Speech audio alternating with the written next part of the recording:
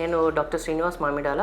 ఈరోజు మనం recurrent urinary tract infection గురించి తెలుసుకుందాం. అసలు రికరెంట్ యూరినరీ ట్రాక్ట్ ఇన్ఫెక్షన్ అని ఎప్పుడు అంటాం? Urinary tract infection urine culture positive వచ్చి 6 monthsలో 2 సార్లు పాజిటివ్ రావడం లేదా సంవత్సరంలో 3 సార్లు పాజిటివ్ రావడాన్ని మనం రికరెంట్ యూరినరీ ట్రాక్ట్ ఇన్ఫెక్షన్ అంటాం. రికరెంట్ యూటీఐ రావడానికి గల కారణాలు తెలుసుకుందాం. ఒకటి, కిడ్నీ స్టోన్స్ లేదా యూరెట్రిక్ స్టోన్స్. కిడ్నీ స్టోన్స్ లో బ్యాక్టీరియా రిజర్వాయర్ లాగా ఉండి రికరెంట్ యూరినరీ ట్రాక్ట్ ఇన్ఫెక్షన్ రావడానికి గల కారణమవుతుంది. రెండవది, incomplete bladder ఎంప్టింగ్.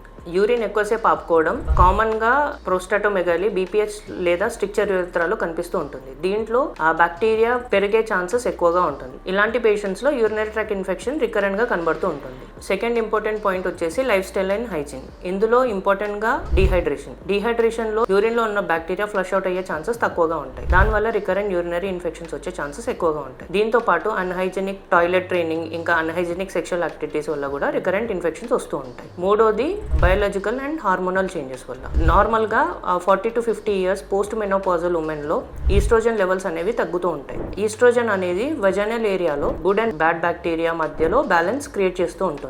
Post menopausal women లో ఈస్ట్రోజన్ లెవెల్స్ తగ్గడం వల్ల బ్యాడ్ బ్యాక్టీరియా అనేది పెరిగి రికరెంట్ యూరినరీ ఇన్ఫెక్షన్స్ వస్తూ ఉంటాయి. లాస్ట్ వచ్చేసి డిక్రీజ్డ్ ఇమ్యూనిటీ.